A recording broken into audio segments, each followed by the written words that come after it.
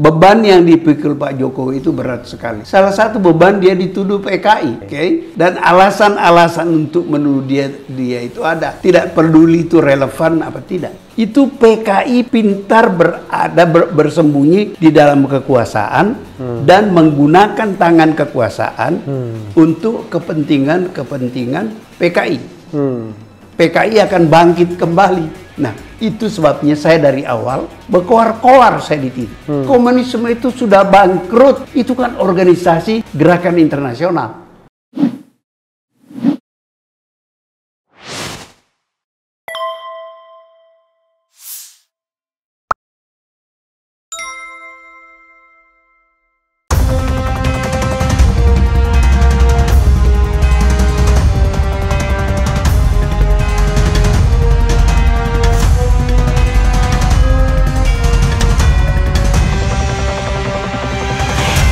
Assalamualaikum warahmatullahi wabarakatuh, Sobat RH sekalian. Jumpa lagi kita di channel yang keren ini, Keren Cadas. Kali ini kita akan interview sosok yang sangat fenomenal, hidup dalam 3 zaman, zaman Orde Lama, Orde Baru, dan Orde Reformasi.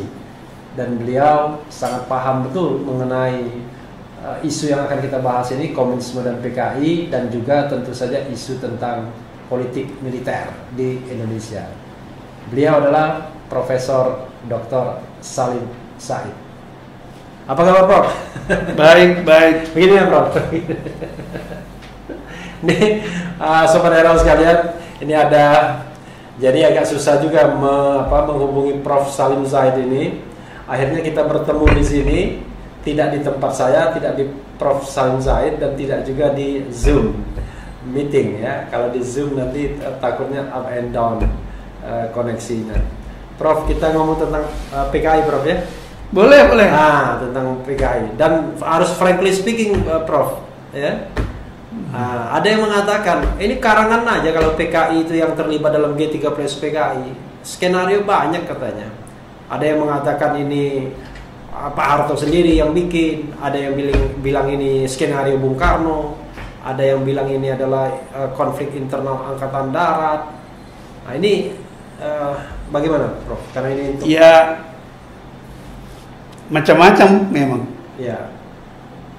Misalnya, saya tahun 70 di Amsterdam itu mewawancarai Profesor Wertheim. Wertheim ini ahli Indonesia. Wertheim. Ya. Sosiolog. Ya. Dia itu berpendapat terkenal dengan teorinya missing link. Missing link itu ada sesuatu yang terputus. Ya, kayak teori Darwin ya, kalau di dalam biologi itu missing link gitu. Ya. Rantai terputus. Jadi dan dia mengatakan Soeharto itu terlibat. Oke. Itu satu teori. Nah, kalau Anda sebut Cornell paper, itu teori yang dia pakai. Gestapo terjadi karena ada pemberontakan perwira muda kepada perwira senior mereka. Yeah. Oke. Apalagi ada teori apa lagi? Ada teori CIA. Oh, itu peranan CIA. Entah apa lagi teori-teori lain. Tentu saja yang sangat dominan di Indonesia adalah keterlibatan PKI. Gitu. Dan sebagainya. Menurut saya, teori-teori itu biarlah diuji oleh sejarah. Mana di antara teori-teori itu yang benar? Atau ada yang setengah benar dan sebagainya. Saya sendiri punya pendapat yang didasarkan kepada pengalaman dan pengamatan saya.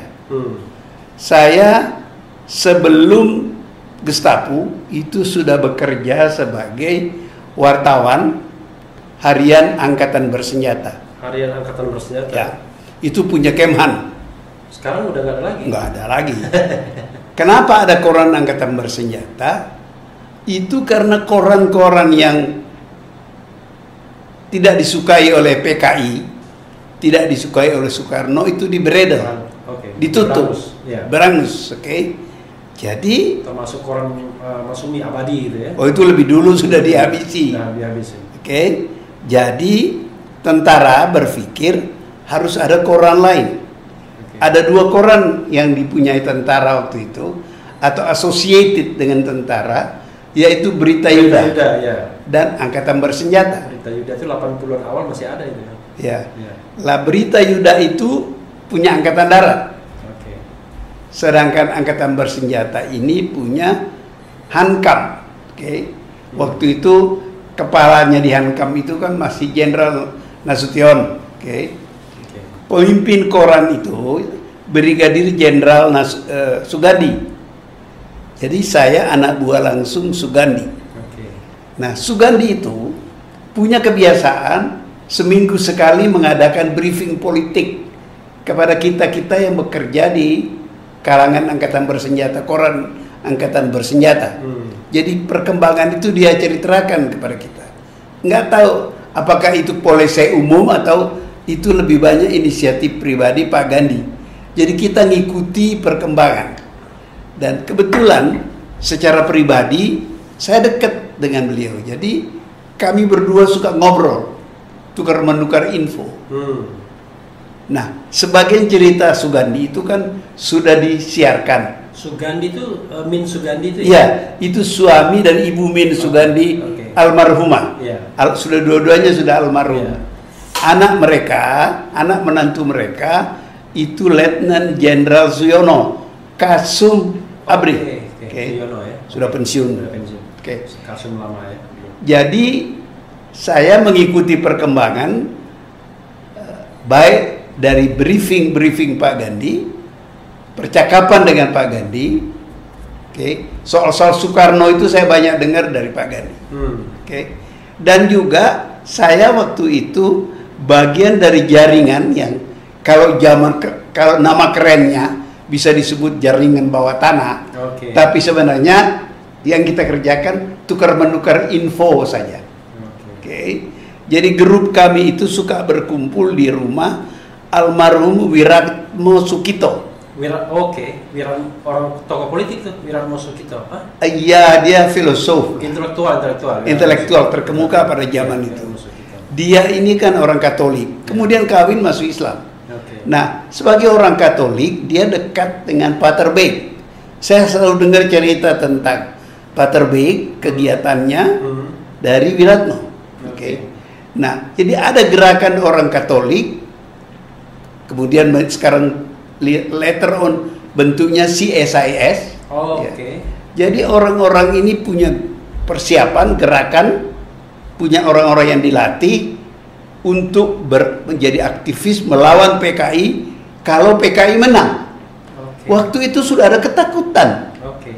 PKI akan menang karena PKI didukung oleh Bung Karno. Nah, itu perlu dijelaskan. Bung Karno itu bukan komunis. Tapi mendukung PKI. Mendukung PKI karena meyakini konsep Nasakom. Nah, karena ada konsep Nasakom. Jadi saya secara bergurau, mungkin tadi saya tulis menjawab pertanyaan di WA saya, Bung Karno itu tidak cinta siapa-siapa. Juga tidak istri-istrinya yang dia tulisi masing-masing dapat surat romantis itu. Bung Karno itu hanya cinta dirinya sendiri dan gagasannya. Nah, Nasakom itu gagasan beliau, nggak main-main, bukan hanya mendamaikan Indonesia, mempersatukan Indonesia, dunia pun mau dia persatukan dengan konsep Nasakom itu. Sehingga ketika Pak Harto mendesak Bung Karno untuk membubarkan PKI dan menghapuskan Nasakom, kalau saya tidak salah Bung Karno pernah bilang, mau ditaruh di mana muka saya ini? Karena dia udah ngomong ke dunia bahwa tentang keunggulan konsep itu. Keunggulan konsep Nasakom itu, gitu ya. Jadi indirectly Bung Karno tidak membubarkan PKI karena itu akan merusak konsep Nasakom itu. Sehingga hari-hari itu sekarang orang tidak ngalamin lagi, saya ngalamin. Ada usaha, ada cerita beredar, Bung Karno akan membubarkan PKI tapi membuat partai komunis lain. Apakah namanya komunis apa tidak? Tapi cerita yang beredar, tokoh yang akan memimpin partai itu namanya Nyoto. Oke. Nyoto itu anggota politbironya PKI Aidit, oke? Tapi kemudian Nyoto tidak dihukum mati waktu itu ya? Nyoto hilang. Hilang. Katanya ya. Saya kan dekat dengan lingkungan keamanan waktu itu. Ada berita, ada cerita, dia diciduk di depan Hotel Indonesia pada suatu hari dan menghilang di salah satu pulau di Teluk Jakarta. Dibunuh di situ. Bahkan dikatakan dibunuhnya itu dicekek. Itu nggak ada buktinya. Saya cuman bilang itu saya dengar. Nah, tapi mayatnya sendiri nggak pernah ada. Tidak pernah ketahuan. Oke. Yang jelas ide Bung Karno untuk membangun partai baru setelah membubarkan PKI. Itu pasca G30S ya? Iya. Oke. Ini hari-hari setelah G30S. Tidak lama setelah Gestapo. Oke. Masih hangat. Bung Karno masih bebas dan Pak Harto masih berhati-hati menghadapi Bung Karno begitu. Jadi akhirnya PKI tidak dibubarkan oleh Bung Karno seperti kita ketahui. Kemudian lewat Super Semar, Pak Harto membubarkan PKI, ya. Dan perlahan-lahan cerita Nasakom nggak kedengaran lagi kan. Udah nggak, orang sudah menganggap PKI sudah dibubarkan, Nasakom tidak diperhatikan lagi. Kira-kira begitu. Tapi yang jadi masalah adalah ketika membubarkan PKI berlandaskan Super Semar itu, kan orang mengatakan nggak jelas itu sampai sekarang Super Semar itu konsep yang benarnya itu apa? Memang ada Super Semar itu menurut versi yang memberikan limpahan kekuasaan kepada Jenderal Soeharto? Ada, tidak disebutkan soal PKI kan? Iya. Soeharto menggunakan itu, surat itu untuk membubarkan PKI. Iya. Tentu saja boleh dipersoalkan orang. Iya. Nggak ada. Bahkan kemudian Bung Karno lewat Lemena kalau nggak salah. Sehari apa 2 hari setelah Super Semar keluar, Lemena itu Waperdam itu memperingatkan Soeharto bahwa bukan itu maksudnya Super Semar itu. Oke? Tapi kan politik itu kan bukan konsep mengonsep. Siapa yang berkuasa, siapa yang kuat? Ya pasti bukan itulah, karena surat perintah itu tidak mungkin bisa membubarkan partai politik kan kalau kita enggak, maksud saya Bung Karno membantah, menolak bahwa legal membubarkan PKI dengan Super Semar. Dia jadi dikirim orang mengatakan pada Soeharto, kamu salah, nggak bisa begitu. Tapi Soeharto kan sudah berkuasa waktu itu. Dia sudah berkuasa. Yang lucu, Super Semar itu, Kopkamtib itu, kan, ini tidak langsung berhubungan. Kopkamtib itu tidak dibikin oleh Bung Karno, itu dibikin oleh Soeharto sendiri. Karena alasan Soeharto ada di buku saya ada, ketika ketemu Pak Harto di tanggal 3 Oktober di Istana Bogor, itu Pak Harto mengangkat Soeharto tanpa surat pengangkatan, mengurus ketertiban, keamanan, pemulihan keamanan, ketertiban apa begitu. Lalu Soeharto membuat keputusan, menerjemahkan kebijakan Soekarno itu. Beliau membuat keputusan mengangkat dirinya sebagai Pangkopkamtib. Jadi tidak ada tanda tangan Soekarno yang mengangkat dia jadi Pangkopkamtib. Dia mengangkat dirinya sendiri. Ya, berdasarkan ucapan Soekarno yang menyerahkan kekuasaan keamanan, ketertiban dan keamanan kepada Pak Harto. Itu kan ada yang mengatakan bahwa Super Semar itu kan cuma Soekarno lisan saja. Enggak, kalau Super Semar itu ada surat. Ada suratnya. Kan ada cerita ketika pulang dari Bogor, Amir Mahmud kan ikut. Dia keluarkan senter, dia baca di mobil. Dia, wah ini luar biasa ini. Jadi barang itu ada. Dan di kantor saya, suka datang, selalu datang ikut diskusi di Institut Peradaban. Seorang tua kolonel, dulu pembantunya Ali Murtopo, namanya Kolonel Gianto, Sugianto. Jadi dia ada di Kostrad malam itu, dia diperintahkan memfotokopi Super Semar itu. Berapa lembar? Katanya ada yang versi 1 lembar, ada versi 2 lembar. Dia menurut ingatan dia 2 lembar. 2 lembar ya. Masalahnya zaman itu kan nggak ada mesin fotokopi. Iya. Ya? Nah, disalin ulang mungkin ya. Enggak. Jadi dia teringat, Pak Gianto ini teringat bahwa ada temannya yang dulu terlibat permesta, orang Manado. Siapa namanya, nama Manado? Bukan. Punya kamera. Zaman itu hebat itu.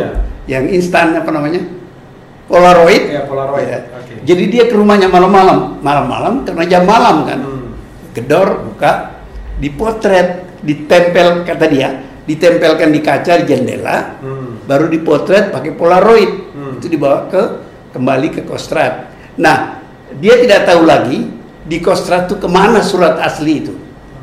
Di kemudian ada cerita, di kemudian hari, waktu itu Mayor Jenderal Sucipto atau Brigadir Jenderal Sucipto dari G5 Koti waktu itu, G5 apa G berapa, tapi pejabat penting di Koti, Pak Cipto itu yang memegangnya terakhir katanya. Sudah itu nggak ketahuan di mana. Tapi dokumen-dokumen penting di Indonesia ini kan setelah diperbudakan sekali, kan nggak diperhatikan lagi. Itu banyak kejadian. Ya, karena bangsa kita tidak cinta data. Ya, begitu. Begitulah kira-kira. Tapi Prof, yang menarik adalah Partai Komunis Indonesia itu waktu itu kan dianggap terbesar nomor 3 di dunia. Ya, betul. Setelah Uni Soviet, Cina atau Cina Uni Soviet, dan Indonesia. Ya. G30 PKI itu tanggal 30 September. Tapi 1 hari saja selesai itu pemberontakan. Ya.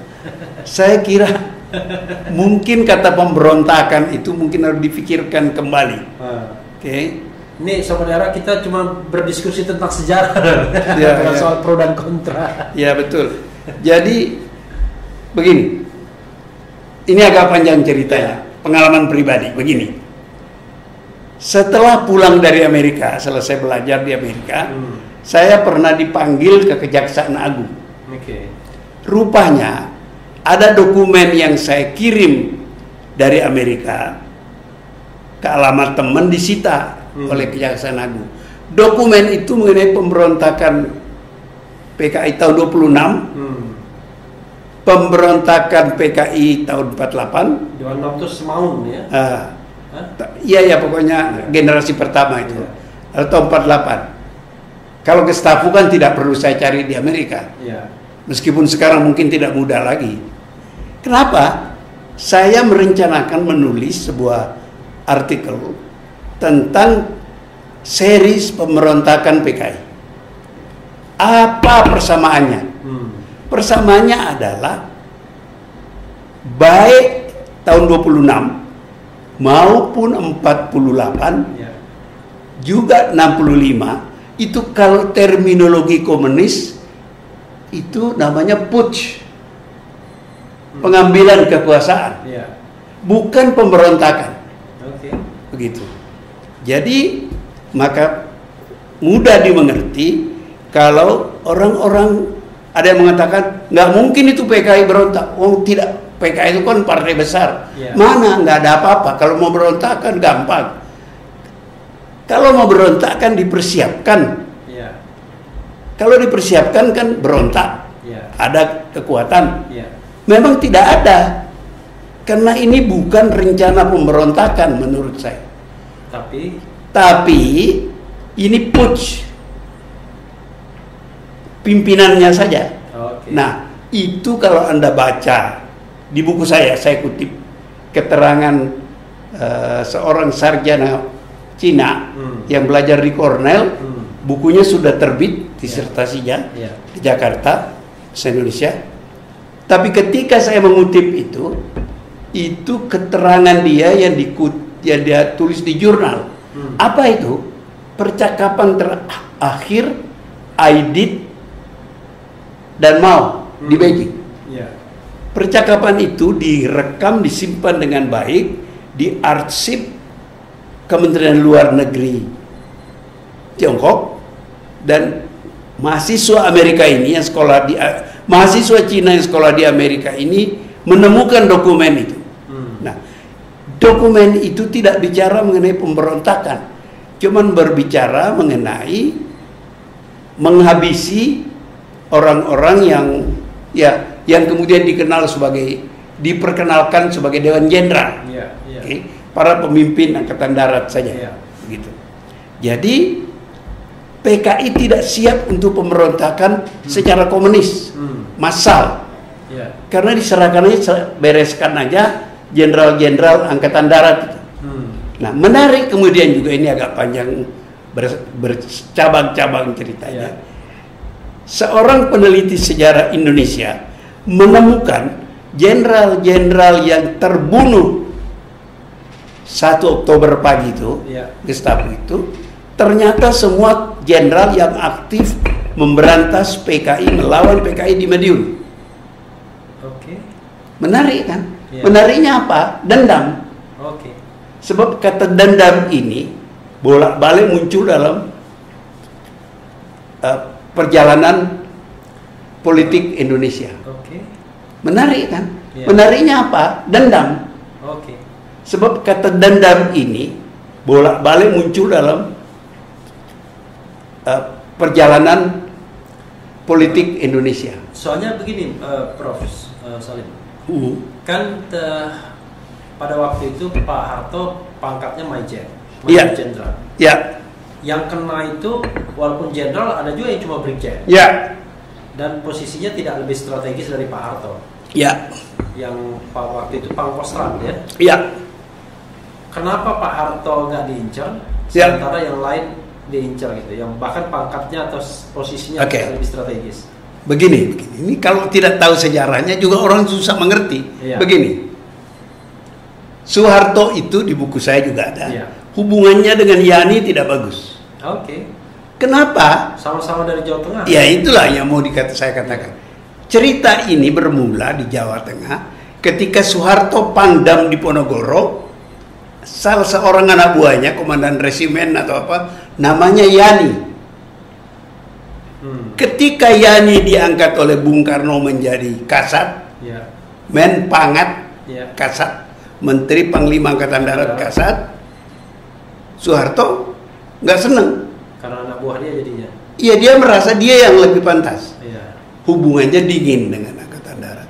Di buku saya mengenai Gestapo itu ada cerita pengakuan Jenderal Saidiman.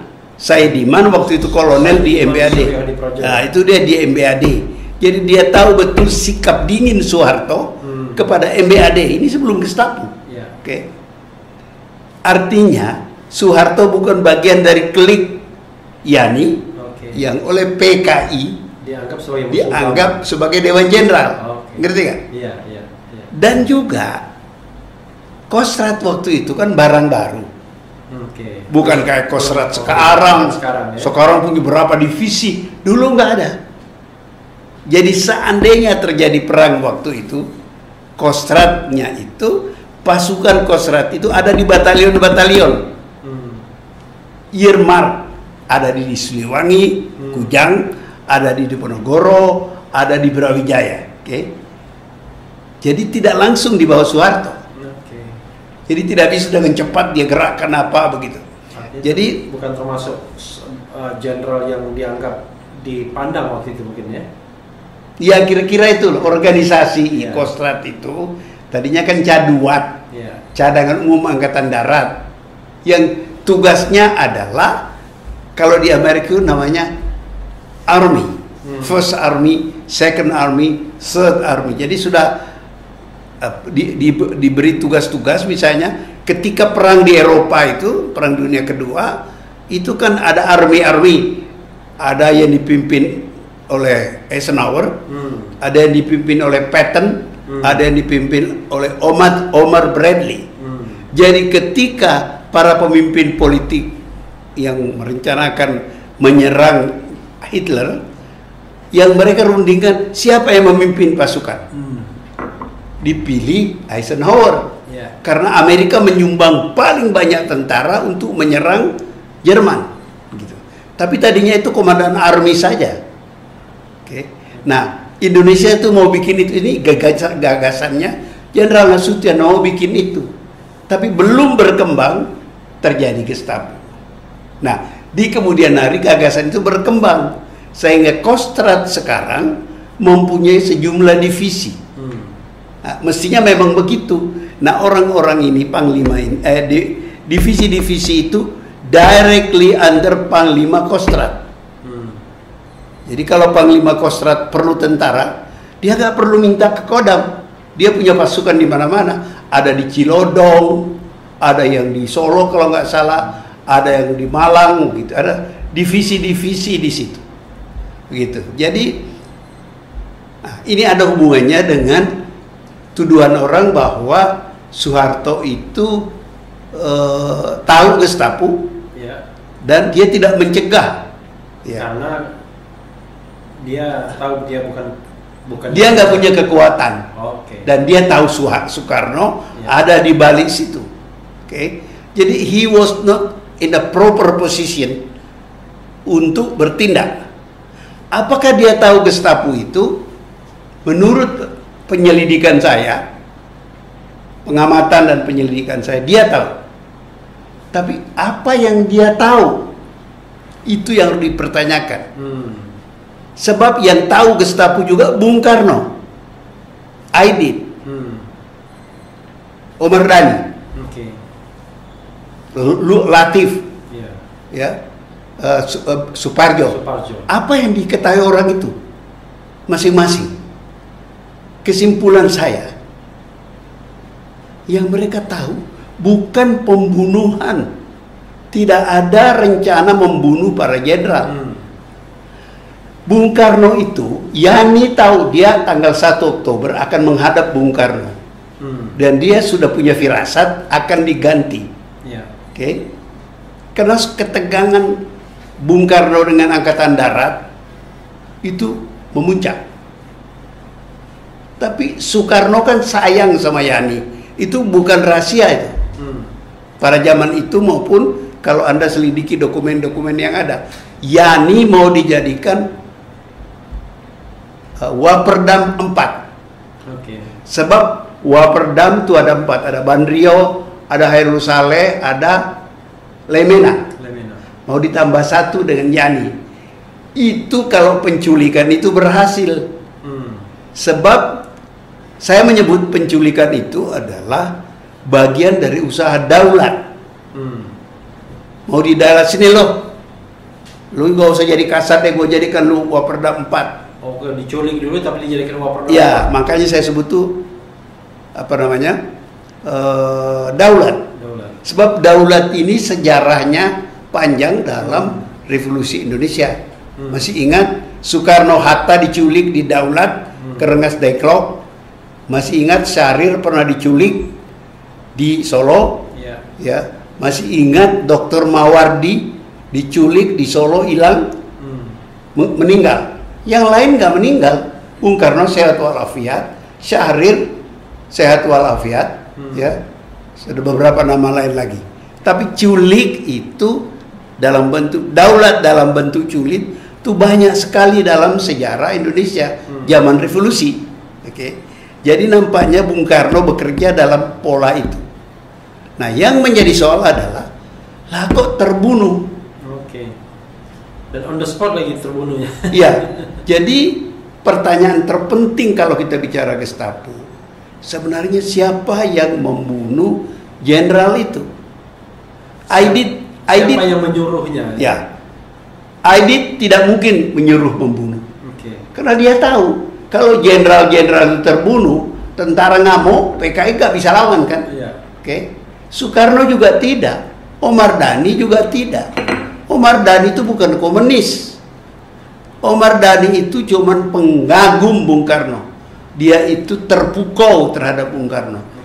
Bukan soal ideologi. Begitu. Nanti ada hubungannya dengan soal ideologi, tapi soal kegantengan.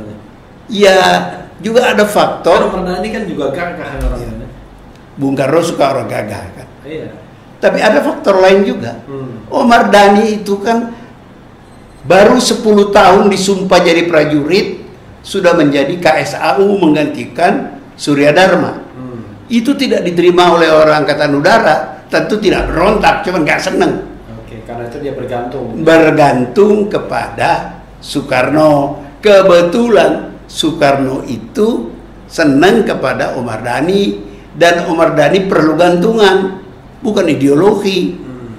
Yang banyak keliru sekarang ini kan orang-orang Angkatan Udara yang mengatakan kok PKI, kok Angkatan Udara dituduh PKI. Omar Dhani tidak dituduh PKI, dia Soekarnois. Begitu. Ya, Prof. Salim Zaid, ya. Sebenarnya kan tidak tegas tuh Prof. Salim Zaid. Sebenarnya ini Gestapo ini siapa mastermind-nya? Itu sampai sekarang juga tidak jelas. Tidak jelas. Siapa sebenarnya? Begini, lebih penting lagi itu pertanyaan, siapa yang membunuh jenderal-jenderal itu? Siapa yang menyuruh membunuh ya? Siapa yang memutuskan memerintahkan bunuh jenderal-jenderal itu? Apa ada atau tidak, sebenarnya tidak ada perintah? Ada kemungkinan, saya tulis juga di buku saya, bahwa yang melakukan pembunuhan itu adalah tentara-tentara yang di zaman revolusi itu kader komunis.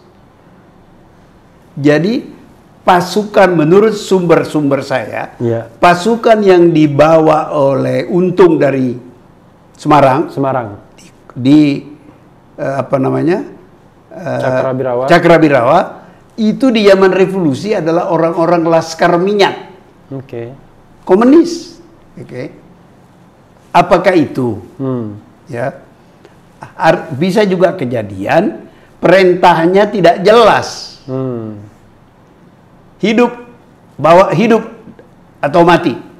Ya, jadi orang prajurit itu, ya kalau tidak bisa ditangkap baik-baik, sikat aja. Kira-kira itu. Jadi ada sejumlah penjelasan, ya, yang bisa dipakai untuk menduga siapa sebenarnya yang merintahkan pembunuhan itu. Jadi itulah yang paling penting menurut saya. Jadi seorang Prof. Salim Zaid pun sampai sekarang pun masih misteri hal seperti itu ya. Iya. Untuk mengatakan bahwa firm ini adalah siapa itu ya. Iya, nggak jelas. Artinya kalaupun kita nonton film pengkhianatan G30 SPKI itu gimana?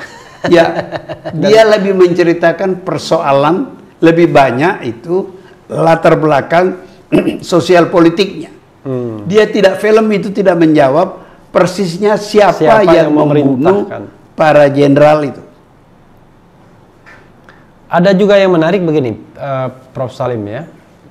Di zaman Bung Karno itu kan dua kekuatan yang saling bersaing kan Angkatan Darat dan PKI. Dan ada faktor Bung Karno di situ. Salah satu skenarionya mengatakan karena Bung Karno divonis akan meninggal kan, sakit dan tidak akan sembuh lagi, maka PKI khawatir mereka akan disikat oleh Angkatan Darat. Ya, itu betul. Daripada mereka disikat, mereka dahului. Ya, betul. Itu kan teori yang seperti itu yang sering muncul. Ya, betul. Sampai kemudian Lemena dalam salah satu acara peringatan Gestapo mengatakan, coba itu dokternya ditanya sama kita. Kita bilang belum akan mati Bung Karno. Saya ingat itu. Jadi memang pemikiran itu, penjelasan itu adalah kepanikan Aidit. Jadi Aidit panik, lalu dia memerintahkan Syam Kamaruzaman untuk memfasilitasi tentara-tentara yang, ya kalau mau disederhanakan, kiri. Karena mereka ini menganggap apa yang mereka sebut Dewan Jenderal itu kanan. Jadi ada gerakan ini kiri di dalam tentara. General Borjuis. Ya, ya whatever lah. Okay? Begini, nah ini juga menarik. Ada gerakan kiri di dalam tentara. Di kemudian hari nanti Anda akan ingat berselingkungan. Ya. Ini berkaitan dengan itu. Apa ceritanya? Bermula pada peristiwa Madiun. Belum selesai peristiwa Madiun, Belanda menyerang Jogja. Pak Dirman mengajak bersemua, tidak peduli kiri apa kanan, perang melawan Belanda. Pendudukan Belanda yang menyerbu Jogja. Ya. Ada perintah tertulis Pak Dirman. Ya. Dan saya dapat di arsip Belanda. Pak Nas, Jenderal Nasution, tanya saya, "You dapat dari mana dokumen ini?" Saya bilang, ini kan dari dokumen Belanda. Tapi yang penting adalah akibatnya, orang-orang tentara yang terlibat Madiun, tidak lagi diseleksi masuk TNI setelah tahun 50-an. Oke. Mereka ada di dalam TNI. Karena itu Pak Harto kan pernah bilang, untung itu binaan Alimin. Pak Harto tahu karena Pak Harto komandan Resimen Solo. Salah satu anak buahnya namanya Untung. Dan itu bukan rahasia. Untung itu, ini zaman revolusi, tidak terlarang. Dia berhubungan dan dibina oleh Alimin, tokoh senior PKI. Okay. Dan banyak lagi cerita siapa binaan siapa. Nah, orang-orang ini masuk di Angkatan Darat. Okay. Nah, orang-orang ini menduduki banyak posisi penting. Jadi menurut saya, orang-orang inilah yang memfasilitasi Syam Kamaruzaman, Bono, terus ada berapa orang yang melakukan pembinaan kepada PKI di dalam tentara. Oke, nah, ini yang dipakai. Aidit tahu karena ini dilaporkan oleh Syam kepada Aidit bahwa supaya ini dipakai untuk melawan para pimpinan Angkatan Darat, apa yang mereka sebut Dewan Jenderal. Nah, ini sama dengan cerita, bisa hubungannya dengan cerita Aidit kepada Mao pada bulan Agustus tahun 65. Oke. Jadi ada itu. Aidit panik, Bung Karno mungkin akan mati. Dia tentu berpikir bagaimana menyelamatkan PKI. Loh, kita kan ada orang-orang tentara yang kita bina. Oke. Lalu ada cerita dari Untung, dia diminta oleh Bung Karno menculik para jenderal, tidak diperintahkan membunuh. Tapi kan Untung tidak menguasai pasukan di lapangan. Karena itu dalam satu keterangannya dia mengatakan dia tidak tahu menau. Dia ada di Sengko,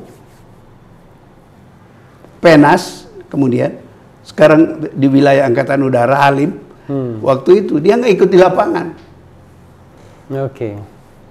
Jadi bisa jadi ini benar dong, Prof. Kalau dibilang bahwa ini adalah konflik internal Angkatan Darat antara yang pro PKI sama orang yang bilang dianggap sebagai pro kanan Dewan Jenderal gitu, atau orang yang the have melawan tentara yang masih miskin. Gitu. Call it what you want. Semua itu bisa dikatakan. Iya, itu tapi inti persoalan adalah PKI mau menyelamatkan diri dari ancaman Angkatan Darat. Kalau Soekarno tidak di tempat. Kalau itu correctly ya, benar ya, correct gitu ya, bahwa PKI khawatir kalau Bung Karno meninggal dia akan disikat oleh Angkatan Darat. Tapi cerita selanjutnya bagaimana dia kemudian menyelamatkan diri ataukah dengan cara menyulik dan membunuh, itu soal yang masih gelap ya. Kita nggak tahu. Nggak tahu. Mungkin saya tidak tahu. Syam Kamaruzaman itu kan sampai sekarang pun masih ada yang ragu apakah dia dieksekusi. Lama. Seorang jenderal tanya pada saya, Lem, you tahu nggak Syam itu di mana? Nggak tahu, Pak. Ada kemungkinan dia tidak dibunuh. Kenapa? Dia tahu banyak. Jadi ada apa-apa digali lagi, ada apa-apa dipanggil lagi, jadi saksi. Siapa lagi? Siapa lagi? Siapa lagi? Itu salah satu tafsiran, belum tentu benar. Intinya, tapi kalau kita lihat bahwa memang ada nuansa persaingan untuk saling nyikat itu ya. Artinya PKI pengen sikat Angkatan Darat pengen sikat PKI. Oh, itu sudah berlangsung lama. Berlangsung lama. Sudah berlangsung lama. Meskipun artinya momentum G30 PKI, G3 Gestapo itu adalah momentum untuk ya saling sikat gitu ya.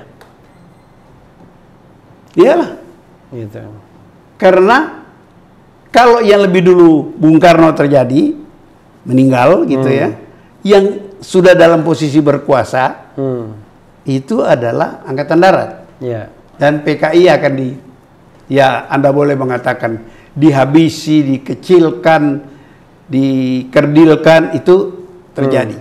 Sebaliknya ini yang terjadi, Soekarno tidak sampai mati, dan dia sudah mulai mencoba anticipate kalau dia mati, ya, dengan menculik para jenderal.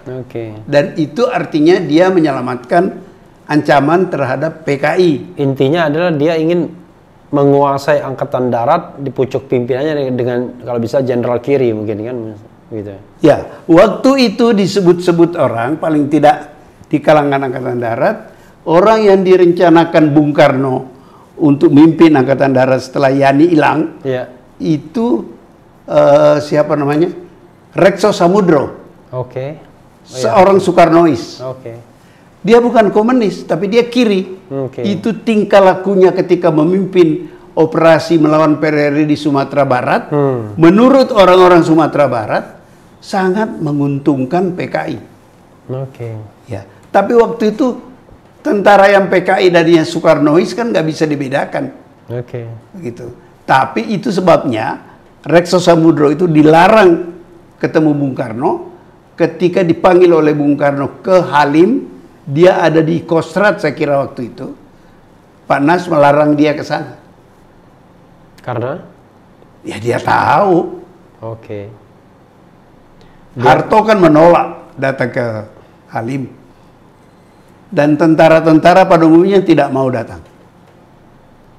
Nah, Rekso Samudro itu mau datang, dicegah oleh Pak Nas, dibujuk, udah nggak usah. Kira-kira begitu. Kalau dia berhasil, itu kan a matter of, Anda harus bayangkan, pidato Bung Karno, ucapan Bung Karno itu hukum pada waktu itu. Itu yang dicegah Soeharto, jangan sampai Bung Karno pidato menyebut Soeharto, Bung Karno pidato menyebut Soeharto itu kontra revolusi. Kalau sudah dicap kontra revolusi, semua beramai-ramai gebukin Niu. Itu yang menyebabkan Soeharto menjaga jangan konfliknya dengan Soekarno, menyebabkan Soekarno menghukum dia sebagai kontra revolusi. Secara real tahun 65 itu kekuatan Bung Karno masih besar ya? Loh, besar itu tidak saja dia menguasai bedil, senjata, dia menguasai publik. Orang percaya betul. Soeharto 98 mungkin juga masih besar kalau dia mau adu kekuatan. Iya, tapi beda ya konteksnya. Sudah lain, konteksnya sudah lain. Tentara-tentara sudah berani terhadap Soeharto. Salah satunya yang paling berani adalah Jenderal Sumitro, Pangkop Kamtib dulu. Gitu. Nah, sekarang kita bicara konteks zaman sekarang. Kalau kita bicara konteks zaman sekarang, maka yang lagi rame ini namanya GN, Gatot Nurmantio. Jadi Gatot Nurmantio itu ngotot sekali mengatakan bahwa komunisme gaya baru itu sedang bangkit. Jadi komunisme bangkit dengan gaya baru. Nah, saya ingin memulai dulu dari pernyataan itu, Prof. Salim. Ya, begini. Pendapat Prof. Salim bagaimana? Ya, itu kan tergantung tafsiran orang. Apakah kebangkitan itu ditafsirkan dari pernyataan Dr. Ripka Ciptaning? Saya bangga sebagai anak PKI dan mengakui dua hal penting. Dia mengakui dia pejabat penting di PDIP di Bandung, Jawa Barat. Dan mengakui bahwa banyak anak PKI yang ada di PDIP. Dia tidak mengancam apa-apa. Jadi ancaman itu. Dan PDIP adalah the ruling party, partai pemenang. Nanti kita bisa menghubungkan dengan Jokowi. Iya. Jadi Ripka Ciptaning itu tidak mengancam apa-apa. Dia cuma mengatakan, saya bangga sebagai anak PKI, dan di dalam PDIP banyak anak PKI, dan dia adalah tokoh PDIP di Jawa Barat. Okay? Nah, itu ditafsirkan orang, atau bisa ditafsirkan orang, bahwa PDIP itu menjadi rumahnya anak-anak PKI. Ya. Itu satu tafsiran. Ya. Tafsiran kedua artinya PDIP menganggap PKI itu nggak apa-apa. Oke? Oke. Tapi orang luar punya tafsiran lain. Apa tafsiran orang itu? PKI ada di dalam kekuasaan. Dan kalau mempelajari sejarah, menjelang Gestapo, yang mana sudah Nasakom, Ya. itu PKI pintar bersembunyi di dalam kekuasaan dan menggunakan tangan kekuasaan untuk kepentingan PKI.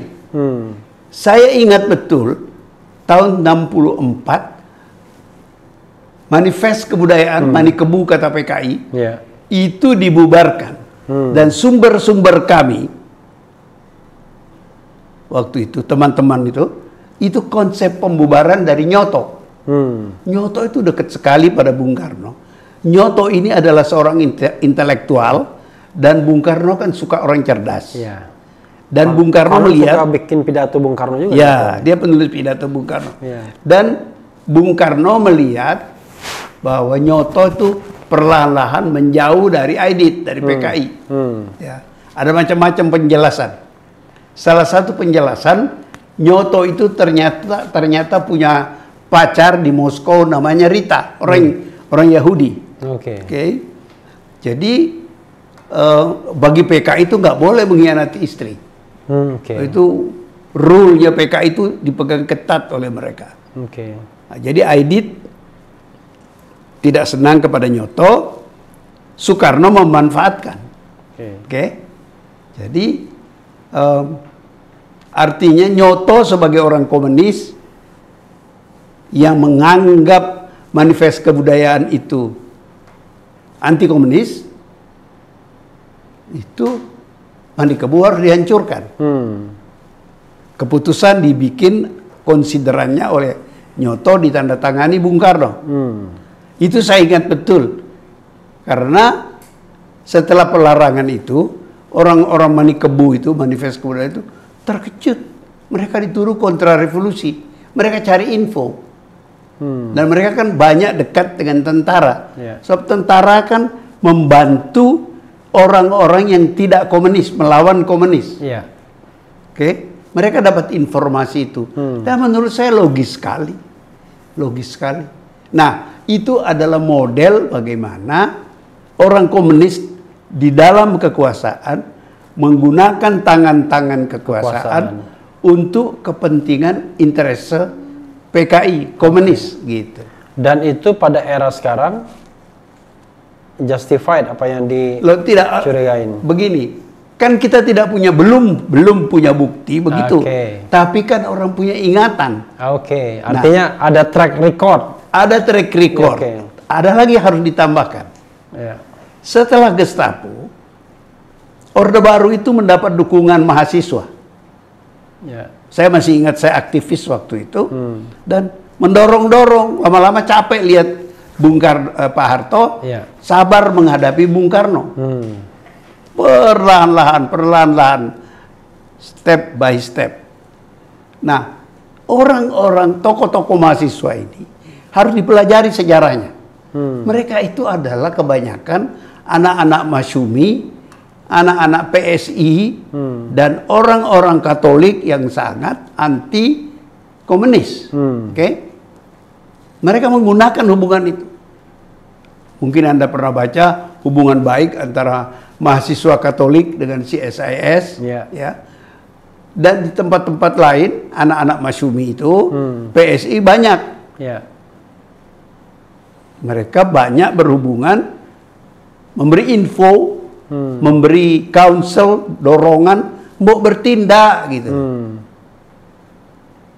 Nah, Kalau PKI dapat kesempatan yang sama berada di dalam pemerintahan, apakah mereka bodoh tidak melakukan itu? Ya kan? Jadi orang-orang yang punya ingatan masa lalu curiga, ketakutan bahwa PKI, anak-anak PKI itu bisa menggunakan kesempatan itu. Tapi ini tidak berarti, ini harus saya tekankan, PKI akan bangkit kembali. Nah, itu sebabnya saya dari awal berkoar-koar saya di TV. Komunisme itu sudah bangkrut. Itu kan organisasi gerakan internasional. Kalau di Uni Soviet saja mereka berkuasa 70 tahun, bubar. Cina berubah dengan satu ucapan Deng Xiaoping yang terkenal. Yang penting bukan kucing berkulit putih atau hitam, yang penting bisa nangkep tikus. Itu kan sudah meninggalkan ideologi komunis. Kenapa di Cina tidak dibubarkan Partai Komunis? Karena orang Cina ini pinter, belajar dari Uni Soviet. Karena dibubarkan Partai Komunis di Uni Soviet, Rusia tidak punya alat mengontrol masyarakat. Jadi terjadi pergolakan terus kan. Di Cina tidak. Partai Komunis Cina itu ada. Dan itu adalah aparat dari kekuasaan mengontrol rakyat Sebenarnya Cina. Bukan ideologinya lagi ya? Bukan ideologi. Karena memang kalau kita ke Cina itu tidak seperti tahun awal-awal 80-an awal atau 90-an awal yang terasa sekali hawa hawa komunisnya. Kalau sekarang kan relatif lebih bebas. Bukan relatif, sangat bebas. Sangat bebas. Orang bolak-balik berbisnis, bisnis trip dan lain sebagainya. Kalau Anda ke Tiongkok, lalu masyarakatnya juga keluar negeri dan lain sebagainya bebas saja. Anda tahu nggak? Anggur merah Prancis terkenal, terbanyak terjual di Beijing. Pemilik mobil Rolls Royce, mobil mewah di dunia, itu kebanyakan di Beijing. Nggak ada masalah lagi. Ada orang kaya seperti Jack Ma. Dengan bahasa Inggris yang lancar, dengan kekayaan yang juga. Jadi dari segi itu, Cina bukan lagi dari Cina. Jangan ancaman komunis yang dilihat, tapi ancaman Cinanya, ancaman otoritarianisme Cina. Saya lebih melihat ancaman dari penguasaan ekonomi Cina. Sebab dengan duit, you bisa macam-macam. Dengan komunis, you mau apa?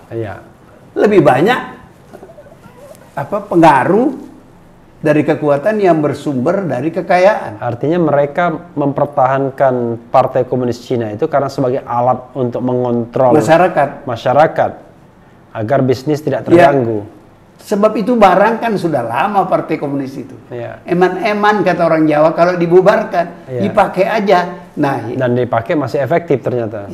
Uni Soviet tidak berpikir itu, tidak pakai eman-eman, dibubarkan aja. Jadi sekarang mereka nggak kuasa. Ada Partai Komunis di Uni Soviet, di Rusia. Di Rusia tuh ada. Tapi nggak laku. Nggak laku. Sama dengan pengalaman saya di Ceko. Kan Ceko kan tadinya komunis. Cekoslowakia dulu. Sekarang kan tidak komunis lagi. Anggota NATO. Pasar bersama Eropa. Saya ketemu ketua Partai Komunis ada di parlemen di Ceko. Saya datang. Saya bilang, "Iya ketua partai." "Iya, masih banyak anggotanya enggak?" "Ya orang tua," dia bilang. Anak muda gak tertarik.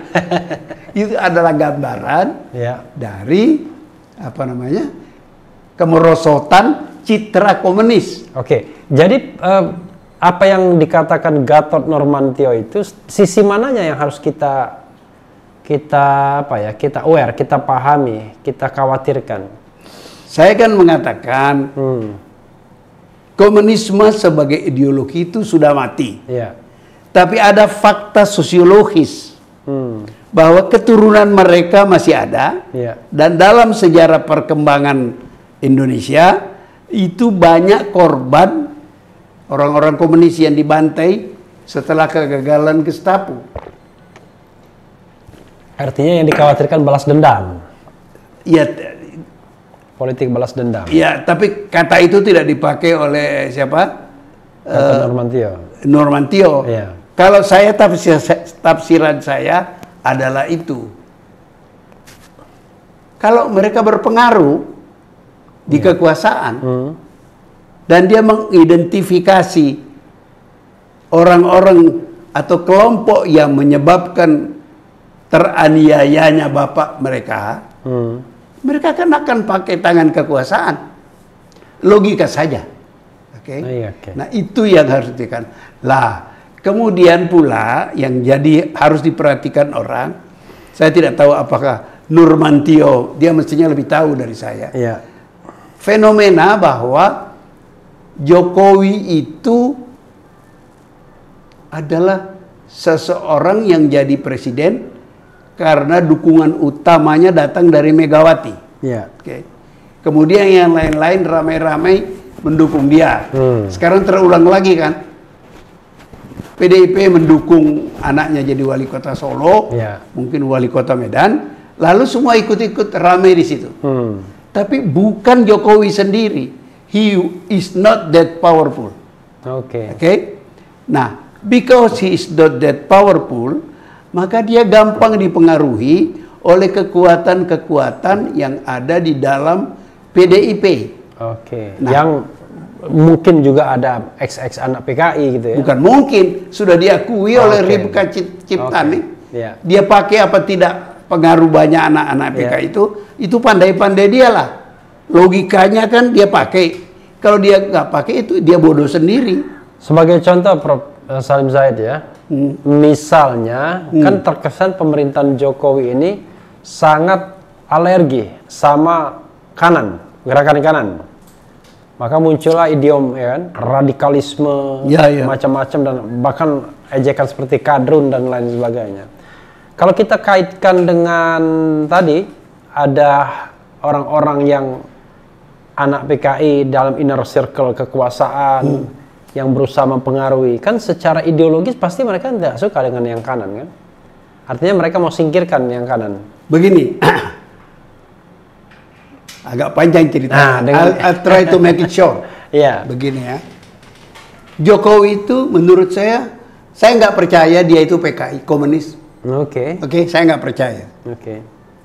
He is not that intelligent to be cultivated by the communists. Dan dia itu sebenarnya jadi presiden karena orang tidak menemukan calon yang mereka sepakati.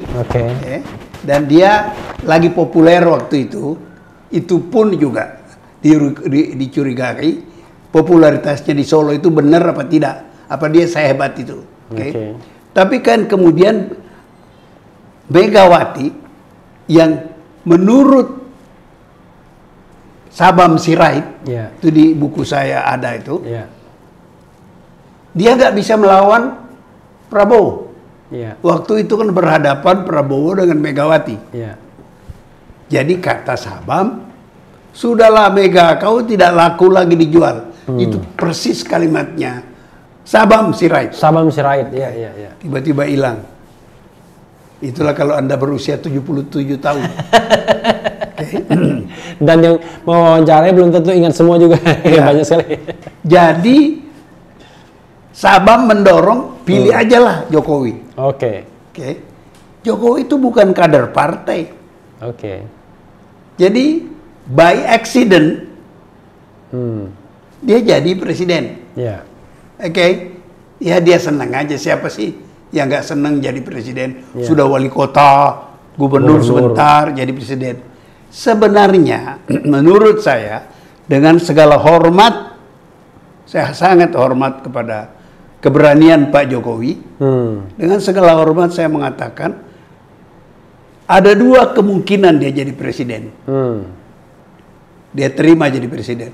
Pertama, memang nggak ada calon waktu itu yang disepakati yang bisa mengalahkan Prabowo. Yang bisa mengalahkan Prabowo. Dan yang kedua, beliau terlalu berani. Besar kemungkinan beliau terlalu berani itu karena dia tidak tahu sejarah politik Indonesia. Terlalu berani dalam konteks apa, Prof? Ya dia terima jabatan itu. Oke. As if everything we can do. Oke, artinya dia apa ya? Sedikit naif gitu ya? Ya, kata yang terbagus adalah naif. Meskipun banyak orang nggak mau terima itu. Iya.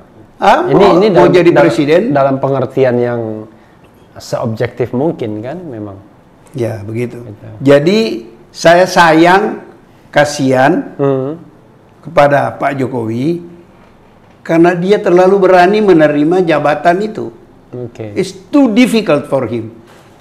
Even was difficult for Soeharto. Soeharto kan digulingkan. Soekarno digulingkan. Gus Dur tidak bisa berbuat apa-apa. Agak lumayan kan SBY. Ya, bisa 10 tahun pasti. Jalan baik. Nah, tapi Amerika pun bisa kecelakaan mendapat presiden kayak Trump. Luar biasa. Saya sekolah dan tinggal di Amerika 10 tahun. Saya nggak bisa bayangkan Amerika. Prof. Salim ingin mengatakan bahwa sekarang ini Amerika sama Indonesia sedang kecelakaan gitu. Well, biarlah orang lain menyimpulkan itu. Saya cuma bilang. Saya sebenarnya dari tadi serius banget, Prof. Salim. Ya, saya cuma mau bilang bahwa beban yang dipikul Pak Jokowi itu berat sekali. Salah satu beban dia dituduh PKI. Oke. Dan alasan-alasan untuk menuduh dia itu ada. Tidak peduli itu relevan apa tidak. Begitu. Nah, misalnya,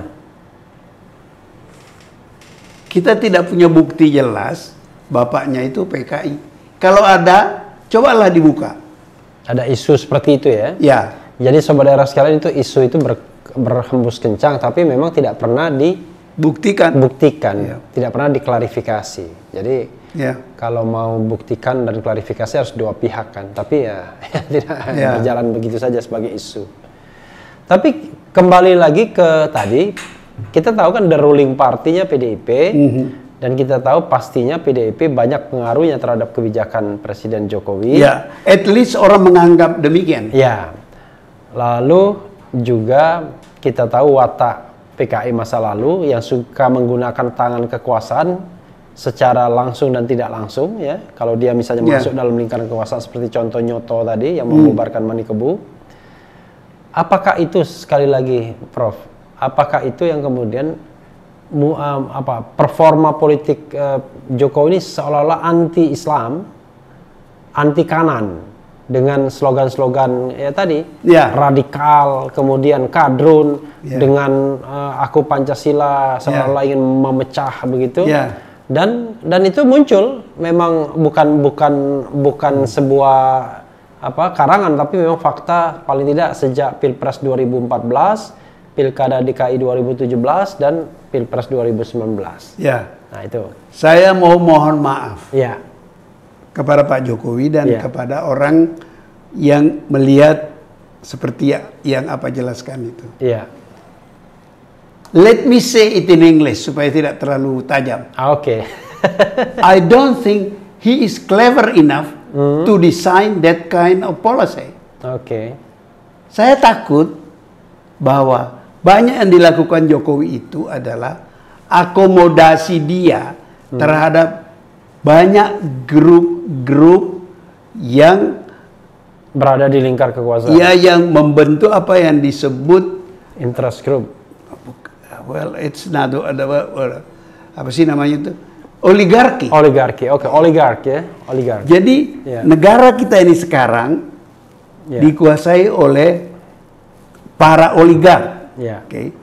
Termasuk Pak Jokowi. Saya tidak tahu dia sadar apa tidak. Jadi Pak Jokowi itu hanya oligarki juga sebenarnya. Oligarki itu harus bermodalkan, punya kekuatan untuk bersama-sama mengelola kekuasaan. Apa modal Pak Jokowi? Tanda tangan. Sebagai presiden dia bisa keluarkan keputusan. Tanda tangan. Singkat kita persingkat saja. Tanda tangan. Apa saja kalau tidak disetujui presiden, tidak bisa jadi.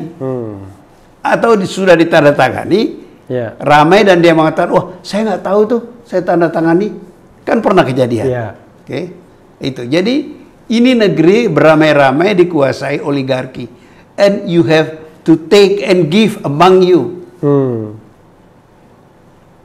Jadi ada kepentingannya, saya nggak sebut nama saja, tapi everybody knows, Mr. X, ya, apa kepentingannya? Mr. Z, Mr. B, Mr. Y, ada kepentingan. Sepanjang Jokowi bisa akomodasi dan dia merasa nyaman, itu jalan. Misalnya sekarang ada teman menganalisa undang-undang, jenis undang-undang. Dia bisa mengidentifikasi, dan saya tidak perlu mengulang di sini. Oh, ini proyeknya Golkar. Ini proyeknya Gerindra. Ini proyek PDIP. Ini proyek PDIP. Ini proyeknya Surya Paloh gitu ya. Dan macam-macam.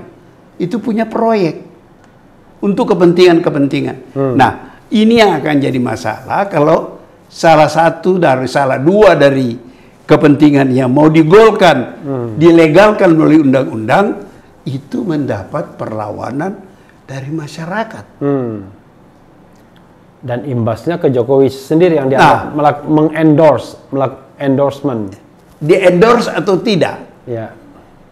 Tapi kalau itu berhasil di DPR, ya, menjadi undang-undang, yang akan memikul beban itu adalah Jokowi. Let's say undang-undang yang memperlemah KPK. Kan itu proyek banyak pihak itu. Dan Pak Jokowi mengendorse itu dengan tangannya. Nah, dia jadi sasaran kritik kan sekarang.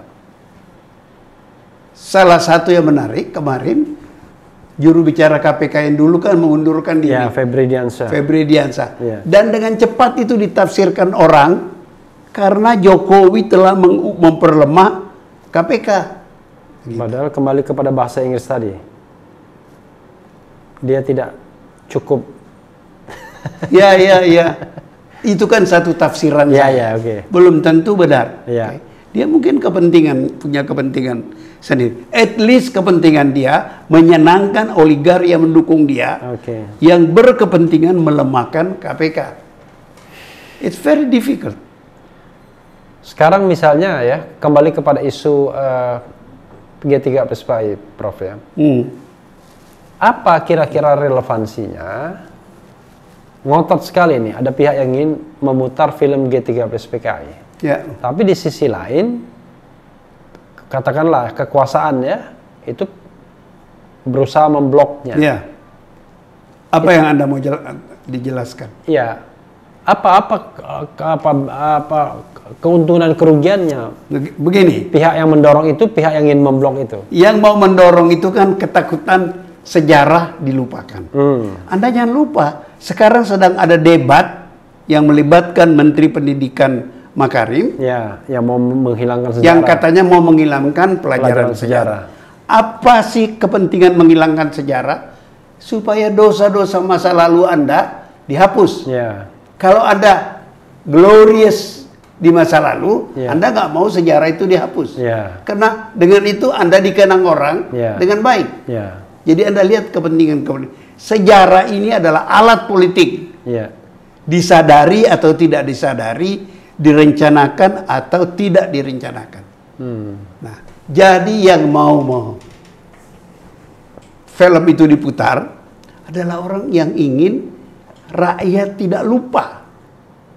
Yang kita lagi melawan lupa. Dan kalau menonton film itu memang ya PKI kiri sangat dirugikan. Iyalah. Dan Pak Harto sangat diuntungkan. Tapi kan tidak nothing to do dengan era reformasi, mungkin itu juga yang menyebabkan Pak Jokowi malas jadinya. Enggak, dia tidak mendapatkan benefit. Tahun lalu Pak Jokowi nonton, jangan lupa itu. Tapi terpaksa kelihatannya itu. Itu tidak penting. Dia terpaksa apa tidak. Sebab dia tahu ada kepentingan yang di balik film itu diputar. Nah, yang nggak mau di film itu diputar, yaitu yang tadi, hapuskan sejarah. Karena sejarah itu merugikan kami. Gitu. Terakhir, Prof ya, sebenarnya ya setelah ngomong banyak hal, kita sendiri sebenarnya separuhnya antara terang dan tidak terang peristiwa G30S itu. Karena banyak sekali argumentasi yang mengatakan ya, firm PKI, tapi ada argumentasi lain yang tidak PKI.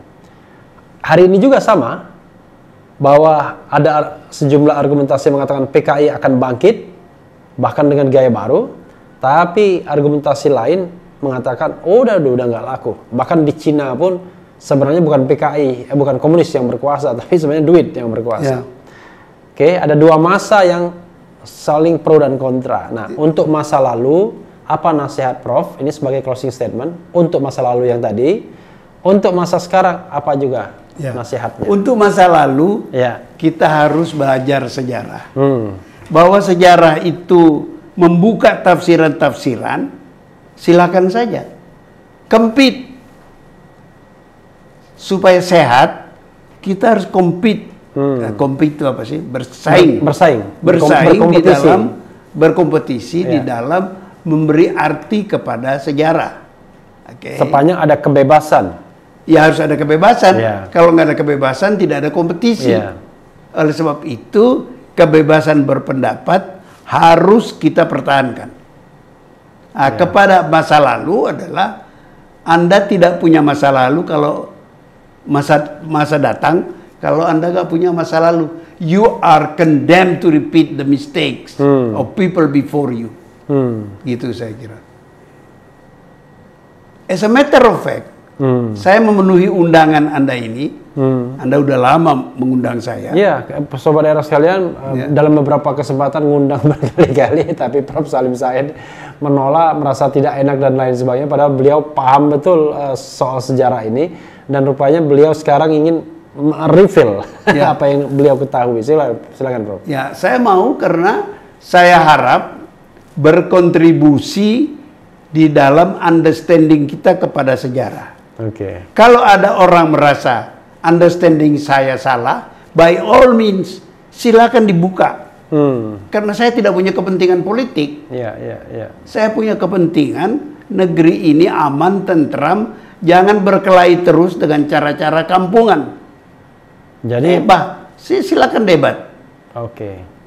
Dan saya kan tidak punya sikap berdebat cara kampungan, itu adalah berdebatnya saling menghina. Ya, itulah. Atau mengutip sumber sejarah yang salah. Memperbodoh bangsa. Saya nggak mau memperbodoh bangsa. Atau hoax ya, itu ya. Nah, itu istilah kerennya kan hoax. Ya, itu saja saya kira yang mengapa saya mau datang memenuhi undangan Anda. Jadi juga kalau di televisi ya jangan ada intimidasi juga untuk mengungkapkan sejarah yang sesungguhnya. Kadang-kadang kan televisi banyak sekali larangannya. Larangan ini, larangan itu, sehingga generasi muda tidak bisa belajar sejarah sebenar-benarnya. Oke Prof, ada lagi Prof? Mungkin itu aja. Jadi hari-hari ini saya besok diundang. Sebenarnya sore ini saya diundang TV One, karena sudah mau ke sini, saya bilang lain kali, sebab besok saya diundang lagi TV One, ILC. Jadi saya akan datang lagi, menjawab pertanyaan-pertanyaan. Saya bilang saya nggak mau berpidato. Kepada Anda kan juga saya katakan, saya nggak mau berpidato. Saya menjawab, saya sudah menulis, dan sudah bicara banyak.